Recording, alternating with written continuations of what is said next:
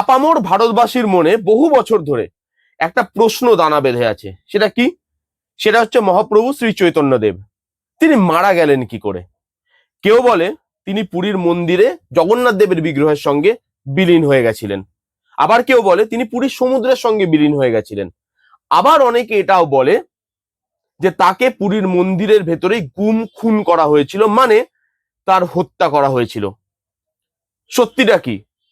সেই সত্যিটাই জনগণের সামনে তুলে আনতে চলেছে ডাইরেক্টর সৃজিত মুখার্জি তার নতুন সিনেমার মাধ্যমে, যার নাম লহ গৌরাঙ্গের নাম রে। তার ট্রেলার বেরিয়ে গেছে কিছুক্ষণ আগে, সেটা নিয়ে কথা বলবে এই ভিডিওতে। এবার যারা টিজার দেখেছেন, গান শুনেছেন, তারা ইতিমধ্যে জানেন যে এই সিনেমাটা তিনটে টাইম লাইনে ভাগ করা থাকবে।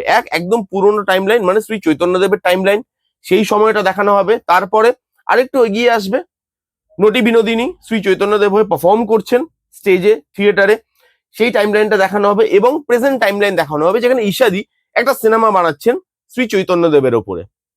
এবার শ্রী চৈতন্যদেবের ওপরে সিনেমা বানাতে গিয়ে ঈশাদি তাকে রিসার্চ করতে হচ্ছে, এবং রিসার্চের মাধ্যমে যে সত্যগুলো উঠে আসছে সেগুলোই দর্শকের সামনে প্রেজেন্ট করা হবে।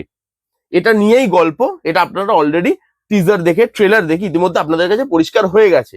এবার আপনারা দেখবেন এই যে তিনটে টাইম লাইনের না কালার টোন এবং তার যে ট্রিটমেন্ট, সেই ট্রিটমেন্টটা পুরো আলাদা। যখন একদম শ্রী চৈতন্যদেবের সময়টা দেখাচ্ছে ট্রেলারে, সেটা একদম ঝাপসা, খুব ফগি টাইপের একটা লুক অ্যান্ড ফিল রাখা হয়েছে। তারপরে যেই জিনিসটা আসছে, মানে নটি বিনোদিনীর যে টাইম লাইনটা আসছে, সেখানে আরেকটু পরিষ্কার হচ্ছে এবং প্রেজেন্ট টাইমটা ঝা চকচকে পরিষ্কার। এর মানে দেখবেন ট্রেলারে এক জায়গায় বলছি ঈশাদি যে আমি শ্রী চৈতন্যদেবের ব্যাপারে খুব একটা বেশি কিছু জানি না, বইতে যা পড়া আছে, মানুষ যেটা জানে আমিও সেটাই জানি। তাই জন্য যখন সে রিসার্চ করছে, সেই ক্যারেক্টারটা যেহেতু শ্রী চৈতন্যদেবের ব্যাপারে বেশি কিছু জানে না, তো সে যখন সেই এরাটার ব্যাপারে জানছে, তার কাছে সব ধোঁয়াশার মতো, তার কাছে সব জিনিসটা ঝাপসা। সেই জন্য লুক অ্যান্ড ফিলটা সেভাবে রাখা হয়েছে। মিডল টাইমে যখন আসছে আরেকটু পরিষ্কার হচ্ছে তার কাছে, তখন সেই জিনিসটা আরেকটু পরিষ্কার হয়ে দর্শকের সামনে আসছে। আর প্রেজেন্ট টাইমে জিনিসটা ঝা চকচকে পরিষ্কার। এই যে তিনটে টাইম লাইন, তাকে যেভাবে ডিফারেন্সিয়েট করা হয়েছে কালার টোনের মাধ্যমে, যেভাবে ট্রিটমেন্টের মাধ্যমে ডিফারেন্সিয়েট করা হয়েছে, আউটস্ট্যান্ডিং।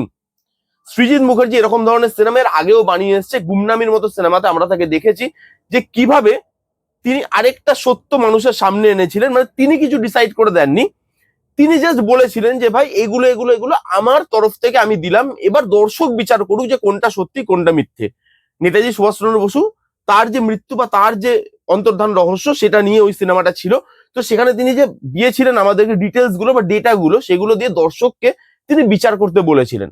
এবং এখানেও তিনি সেই জিনিসটাই করবে, সেটা আমি একদম শিওর। তিনি আমাদের কাছে সব জিনিসগুলো, সব ডেটা গুলোকে দিয়ে দেবেন, এবার বলবে যে তোমরা বিচার করো, আমি কিছু বলবো না। যে যেভাবে জিনিসটাকে বিচার করবে সেটা সেভাবেই। এবার যেহেতু এরকম ধরনের সিনেমার এক্সপিরিয়েন্স সৃজিত মুখার্জির কাছে আছে, আশা করে যে সাবজেক্টটাকে তিনি ভালোভাবে পুল অফ করতে পারবেন।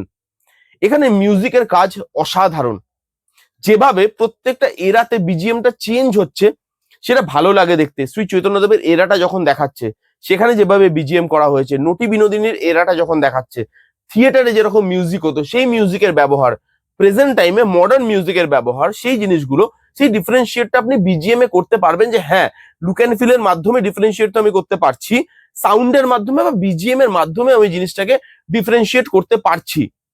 এটাকে নিয়ে কন্ট্রোভার্সি হবে, এটা সবাই জানে। কারণ দেখুন, জানি আমার কথাটা একটু কন্ট্রোভার্সিয়াল হয়ে যাবে, কিন্তু এটা তো সত্যি কথা যে শ্রী চৈতন্যদেবের মৃত্যুকে ঘিরে বিভিন্ন মানুষ বিভিন্ন ভাবে আমাদেরকে বলেছেন।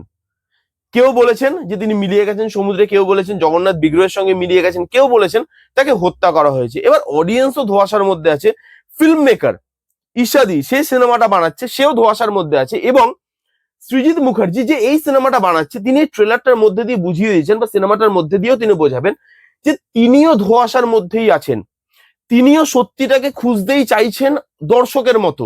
তাই জন্য তিনি ডেটাগুলোকে দেবেন যাতে দর্শকের সুবিধা হয় সেগুলোকে বুঝতে, এবং এই যে দর্শকের সঙ্গে নিজেকে জিনিসটার মধ্যে ইনপুট করা, সেটা বেশ ভালো।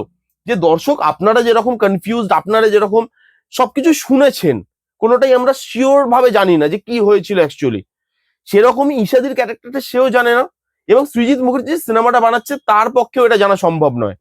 আমাদের সবার কাছে ডেটাটুকুই আছে, সেটা দিয়ে আমরা যে যার মতো সেই জিনিসটাকে বিচার করে নেব। এবং আমরা তো জানি যে কিছু কিছু জিনিস সেগুলো ঢাকা দেওয়া হয়েছে, চাপা দেওয়া হয়েছে। এবার যখন এই সিনেমাটা রিলিজ করবে, কিছু মানুষের সমস্যা তো হবে, এটুকু তো শিওর। কিছু মানুষের ভালো লাগবে, কিছু মানুষের খারাপ লাগবে, সেই জিনিসটা স্বাভাবিক, এবং সেই জিনিসটা নিয়ে কন্ট্রোভার্সি কিন্তু চরমে যেতে চলেছে, এটা আমি একদম 100% শিওর। এরপর এই সিনেমার কাস্টিং, প্রত্যেককে এত ভালো, এত প্রপার কাস্টিং করা হয়েছে সিনেমাটার মধ্যে। যিশুদা, ঈশাদি, নটি বিনোদিনীর চরিত্রে শুভশ্রীদি, তাকে অসাধারণ লাগছে। ব্রাত্য বসু, প্রত্যেকে প্রত্যেকে খুব সুন্দর, খুব দারুণ। এবং তারা না 100% দিয়ে যে জিনিসটা ঢেলে দিয়েছে তাদের পারফরমেন্সের মাধ্যমে, সেটা আপনি ট্রেলার দেখেই আন্দাজ করতে পারবেন। তার জন্য আপনাকে সিনেমাটা দেখতে হবে, মানে মানে সিনেমাটা যে দেখতে যেতে হবে তার কোনো মানে নেই। আপনি ট্রেলার দেখেই বুঝতে পারবেন যে সমস্ত অ্যাক্টররা তাদের 100% পারফরমেন্স দিয়েছে, সেটা ট্রেলারেই স্পষ্ট। এবং ট্রেলার কাটিংটা ভালো হয়েছে, 3 মিনিট 15 সেকেন্ডের ওপরের ট্রেলার, তবুও কিছু গল্প রিভিল হচ্ছে না, জাস্ট প্লটটা বলছে। 3টা টাইমলাইন হবে, 3টা টাইমলাইনের কথা আমাদেরকে জানাচ্ছে, কি নিয়ে সিনেমাটা সাবজেক্টটা জানাচ্ছে, কাস্টিং জানাচ্ছে, কিন্তু সিনেমাটার গল্পটা রিভিল করছে না। অ্যাকচুয়াল যে গল্পটা, যেটার জন্য মানুষ সিনেমাটা দেখতে যাবে, যে উত্তরটার জন্য সিনেমাটা দেখতে যেতে হবে, সেটা কিন্তু এখানে রিভিল করছে না। এবং ট্রেলার এডিটটা খুব সুন্দর হয়েছে, ভালোভাবে কাটা, শার্প ভাবে কাটা, কোথাও বোর করে না। আপনি দেখতে থাকলে দেখতেই থাকবেন, এত সুদিং, সেটা মিউজিক দিয়ে হোক, লুক অ্যান্ড ফিল দিয়ে হোক, সেটা ভালো। এবং দেখবেন প্রত্যেকটা ট্রেলারের কাটিং এর একটা মেথড থাকে, লো পয়েন্ট দিয়ে শুরু হয়, হাই পয়েন্টে গিয়ে শেষ হয়, কিন্তু এই ট্রেলারটা একটু আলাদাভাবে কাটা। এখানে পুরো জিনিসটা না সমান, কোথাও হাই পয়েন্ট লো পয়েন্ট আপনি সেভাবে ফিল করতে পারবেন না। কারণ ওই যে বললাম, মেকার্স ওই সিনেমাটা বানানোর মধ্যে দিয়ে ধোঁয়াশার মধ্যে আছে, সেই জন্য ট্রেলারটাকে ওভাবেই কাটিং করা হয়েছে। সবকিছু পাজলড করে দেওয়া হয়েছে মানুষকে, সবকিছু মানুষকে জগা খিচুড়ি করে দেওয়া হয়েছে। এবার আপনি সিনেমা হলে গেলে আপনি পাজল গুলো যাতে একটা একটা করে বসাতে পারেন আপনার মতো করে। এখানে কেউ কিন্তু আপনাকে বলে দেবে না, সৃজিত মুখার্জি বলে দেবে না আপনাকে, বা স্পুন ফিট করে দেবে না এটাই হয়েছিল, আনসার আপনি পাবেন না।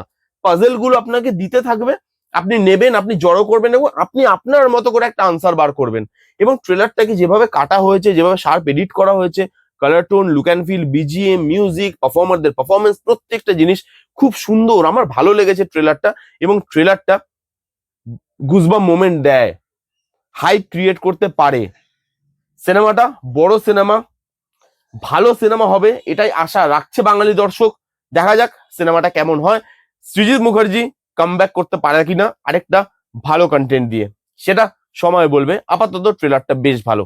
কারা কারা দেখেছেন লৌহ গৌরাঙ্গের নামের ট্রেলার, কমেন্ট করে জানান আপনাদের কিরকম লাগলো। যারা যারা দেখেননি যান গিয়ে দেখুন। এবং এই শ্রী চৈতন্য দেবের মৃত্যু রহস্যকে ঘিরে আপনার কি মতামত, সেটা যদি আপনার কোনো বই পড়া থাকে, আপনার যদি কমেন্ট কোনো করার থাকে, বা আপনি কিছু বলতে চান, তাহলে কমেন্টে এসে আমাকে বলতে পারেন। এই ছিল রিভিউ লৌহ গৌরাঙ্গের নামের ট্রেলারের। কেমন লাগলো রিভিউটা জানাতে ভুলবেন না, ভালো লাগলে please give it a Thums up, like করবেন, কমেন্ট করবেন, শেয়ার করবেন, চ্যানেলটাকে মাস্ট মাস্ট সাবস্ক্রাইব করবেন। দেখা হচ্ছে নেক্সট কোনো ভিডিওতে, ততক্ষণ bye bye, take care and be safe.